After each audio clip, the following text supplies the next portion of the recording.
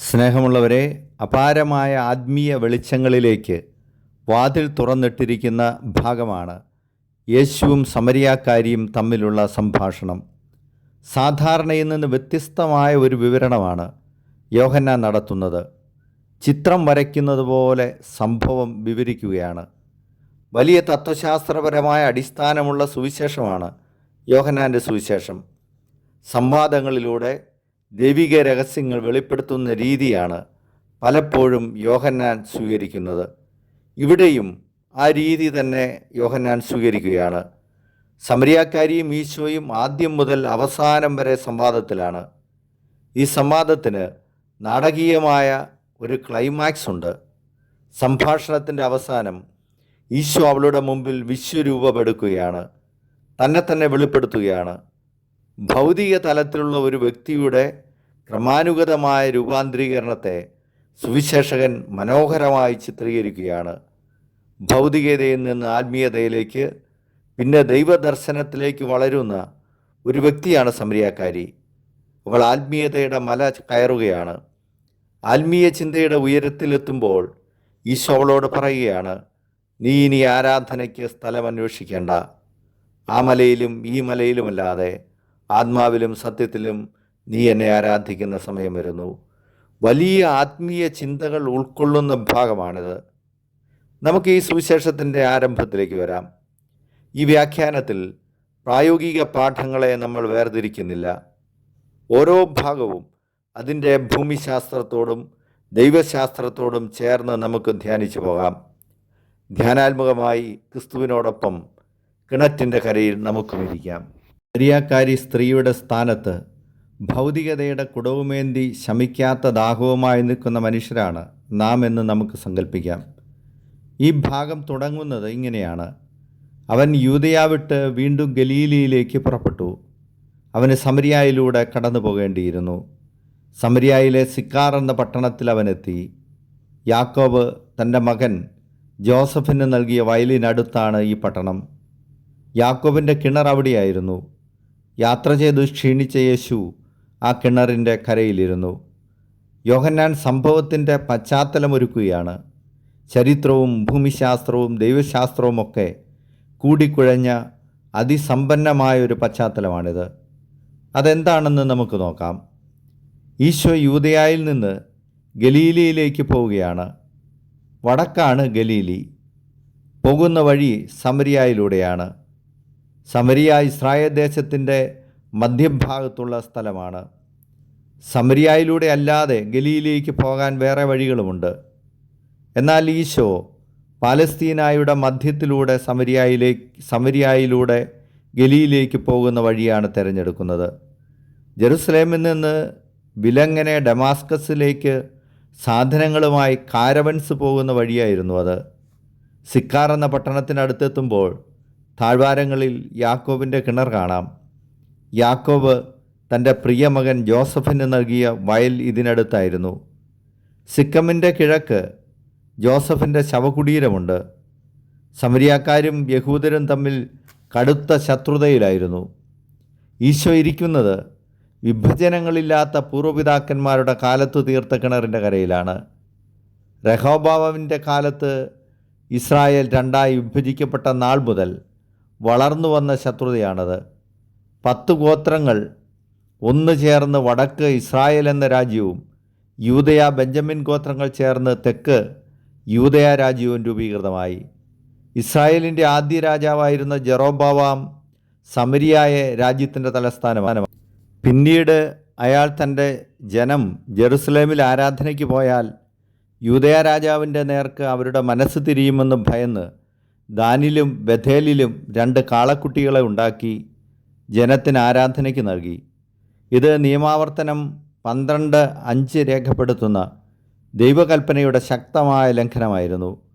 ദൈവം തെരഞ്ഞെടുത്ത ആരാധനയുടെ സ്ഥലമായ ജെറുസലേമിലെത്തി ആരാധിക്കണം എന്നതായിരുന്നു ആ കൽപ്പന. പിന്നീട് അസീറിയൻ വിപ്രവാസകാലത്ത് ഇസ്രായേൽ ദേശക്കാർ അസീറിയക്കാരെ വിവാഹം കഴിക്കുകയും അന്യദേശക്കാരോട് ഇടകലരരുത് എന്ന ദൈവകൽപ്പന ലംഘിക്കുകയും ചെയ്തു. അതിനാൽ യൂദയ ദേശക്കാർ അവരെ കഠിനമായി വെറുക്കുകയും നായ്ക്കൾ എന്ന് വിളിച്ച് ആക്ഷേപിക്കുകയും ചെയ്തിരുന്നു. അവർ കുലമഹിമ നഷ്ടപ്പെട്ടവരും താഴ്ന്ന വിഭാഗക്കാരുമാണെന്ന് യഹൂദർ പറഞ്ഞ് പ്രചരിപ്പിച്ചിരുന്നു. ഈ സാഹചര്യം നിലനിന്നിരുന്നതിനാലാണ് സമരിയാക്കാരി ഈശോയോട്, നീ ഒരു യഹൂദനായിരിക്കെ സമരിയാക്കാരിയായ എന്നോട് വെള്ളം ചോദിക്കുന്നുവോ എന്ന് ചോദിച്ചത്. കൂടാതെ സ്ത്രീകളോട് അങ്ങനെ കൂടുതൽ സംസാരിക്കുന്നതും പതിവില്ലാത്തതായിരുന്നു. അതാണ് അവനൊരു സ്ത്രീയോട് സംസാരിക്കുന്നത് കണ്ട് ശിഷ്യന്മാർ അത്ഭുതപ്പെട്ടു എന്ന് യോഹന്നാൻ എഴുതുന്നത്. അപ്പോൾ അത് 6-ാം മണിക്കൂറായിരുന്നു എന്നാണ് പറയുന്നത്. 6-ാം മണിക്കൂർ ഉച്ചനേരമാണ്. മെയ് മാസത്തിലെ ഏതോ ഒരു സമയത്തായിരുന്നു അന്യാദൃശ്യമായ മധ്യാഹ്ന സംവാദം യാക്കോബിൻ്റെ കിണർ തീരത്ത് പുരോഗമിച്ചത്. പൂർവ്വപിതാക്കന്മാരുടെ ജീവിതത്തിൽ കിണർ വലിയൊരു പ്രതീകം കൂടിയായിരുന്നു. ഉൽപ്പത്തി 24:14 ഉൽപ്പത്തി 29:10 ആ പ്രതീകം നമ്മൾ കാണുന്നുണ്ട്. അബ്രാഹത്തിൻ്റെ ഭൃത്യൻ ഇസഹാക്കിന് ഭാര്യയെ കണ്ടുപിടിക്കുന്നതും യാക്കോബ് റാഹേലിനെ പരിണയിക്കുന്നതും കിണറിൻ്റെ കരയിൽ വെച്ചാണ്. കിണർ അങ്ങനെ ദാമ്പത്യ ഉടമ്പടിയുടെ ബിംബമായി നിൽക്കുകയാണ്. ഇവിടെ പക്ഷേ ആത്മീയമായ ഒരു ഉടമ്പടിയാണ് സംഭവിക്കുന്നത്. വിവാഹത്തിൻ്റെ ഉടമ്പടിയെക്കുറിച്ച് പറഞ്ഞിട്ടാണ് നിനക്ക് 5 ഭർത്താക്കന്മാരുണ്ടായിരുന്നു എന്ന പ്രസ്താവം നടത്തുന്നത്. ഈശോ അവളെ ശാശ്വതമായ ദൈവവുമായുള്ള ശ്രേഷ്ഠമായ ആത്മീയ ഉടമ്പടിയിലേക്ക് നയിക്കുകയാണ്. ഈശോയുടെ സംഭാഷണ ശൈലിയും സുവിശേഷ പ്രഘോഷണ മാതൃകയും നാം ധ്യാനിക്കേണ്ടതുണ്ട്. മറ്റുള്ളവരുടെ മനസ്സിനെ നേടാൻ ചുറ്റുമുള്ളവർ അത്ഭുതപ്പെടുത്തുന്ന വഴികൾ പോലും തിരഞ്ഞെടുക്കാൻ നമ്മൾ തയ്യാറാകണമെന്നാണ് ഈശോ പറയുന്നത്. പ്രതിഷ്ഠാ പീഠങ്ങളിൽ നിന്ന് ഒരുപക്ഷെ താഴേക്കിറങ്ങി നമുക്ക് വരേണ്ടി വരും. സുവിശേഷം സ്വീകരിക്കപ്പെടണമെങ്കിൽ ഇങ്ങനെ വ്യത്യസ്തമായ മാർഗങ്ങൾ കൂടി നാം അവലംബിക്കണം.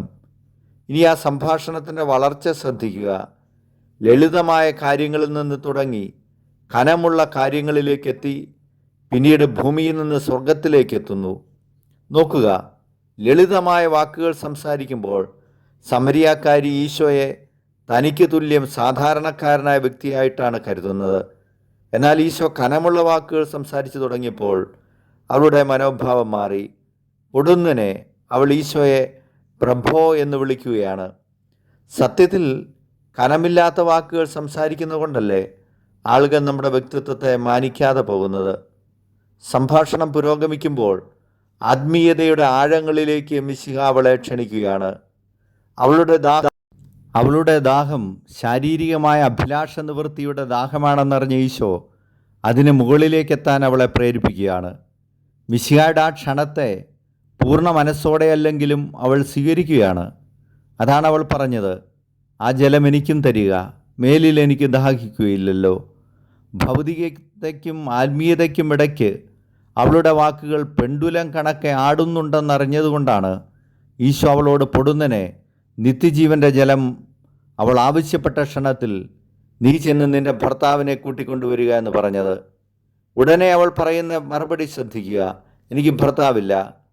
ഒരേ സമയം ആത്മീയതയുടെ ഉന്നത സോപാനങ്ങളിലേക്ക് നടന്നു കയറാൻ കൊതിക്കുന്ന ഒരു മനസ്സും അതേസമയം ഭൗതിക അഭിലാഷങ്ങളെ നെഞ്ചണച്ച് പിടിക്കാൻ വെമ്പുന്ന ഒരു മനസ്സും അവൾക്കുണ്ടെന്ന് അപ്പോൾ ഈശോയ്ക്ക് മനസ്സിലായി. അവളുടെ ശാരീരിക അഭിലാഷങ്ങളുടെയും ഭൗതിക താല്പര്യങ്ങളുടെയും ദാഹം ശമിക്കാത്ത കുടം യാക്കോബിൻ്റെ വിശ്രുതമായ കിണറ്റുകരയിൽ ഉപേക്ഷിച്ച് അവളുടെ ആത്മീയതയെ കനകതുല്യമാക്കി ഉയർത്തി ക്രൈസ്തവ ചരിത്രത്തിലെ ആദ്യ വിജാതീയ പ്രേക്ഷിതയാക്കി അവളെ രൂപാന്തരപ്പെടുത്താൻ സമയമായെന്ന് മിശിഹായ്ക്ക് മനസ്സിലായി. അതിനാൽ അവിടുന്ന് അവളുടെ മുമ്പിൽ തൻ്റെ വിശ്വരൂപമെടുക്കുന്നു. ആദ്യം പ്രവാചകനാകുന്നു, പിന്നീട് അവിടുന്ന് തൻ്റെ ദൈവസ്വഭാവം വെളിപ്പെടുത്തുന്നു. യഥാർത്ഥ ആരാധകർ ആത്മാവിലും സത്യത്തിലും ദൈവത്തെ ആരാധിക്കുന്നവരാണെന്ന് ഈശോ പറഞ്ഞപ്പോൾ ആ സമരിയാക്കാരി അറിയാതെ ഉള്ളിൽ കരഞ്ഞിട്ടുണ്ടാകാം. കാരണം ആരാധനയുടെ വ്യത്യസ്ത ഇടങ്ങളായിരുന്നല്ലോ യഹൂദരും സമരിയാക്കാരും തമ്മിലുള്ള ശത്രുത വർദ്ധിപ്പിച്ചിരുന്നത്. ആ വ്യത്യാസങ്ങളെ മിശിഹ ഇല്ലാതാക്കിയപ്പോൾ മിന്നൽ വേഗത്തിൽ സമരിയാക്കാരിയുടെ ചിന്ത പോയത് ക്രിസ്തുവിലേക്കാണ്. ക്രിസ്തുവിനെക്കുറിച്ച് എത്രയോ മഹത്തായ ധാരണയാണ് അവളുടെ മനസ്സിലുണ്ടായിരുന്നതെന്ന് നോക്കുക. അവൾ പറയുന്നു, ക്രിസ്തു വരുമെന്ന് എനിക്കറിയാം, അവൻ വരുമ്പോൾ എല്ലാ കാര്യങ്ങളും ഞങ്ങളെ പഠിപ്പിക്കും. സംഭാഷണം അതിൻ്റെ ക്ലൈമാക്സിലേക്ക് എത്തിക്കഴിഞ്ഞു. പിന്നെ അവിടെ നിന്നൊട്ടും താമസിക്കുന്നില്ല. ലോകത്ത് മനുഷ്യനായി ജന്മമെടുത്ത ഏതൊരു വ്യക്തിയുടെയും നാഡീഞരമ്പുകൾ വിറകൊണ്ട് വീണു പോകുന്ന നിമിഷം ദൈവം വിശ്വരൂപമെടുത്തു നിൽക്കുന്നു. മനുഷ്യന് ദൈവം തന്നെ തന്നെ വെളിപ്പെടുത്തുന്നു. അപാരവും അന്യാദൃശ്യവും അനന്യവുമായ തിയോഫനി, നിന്നോട് സംസാരിക്കുന്ന ഞാൻ തന്നെയാണവൻ.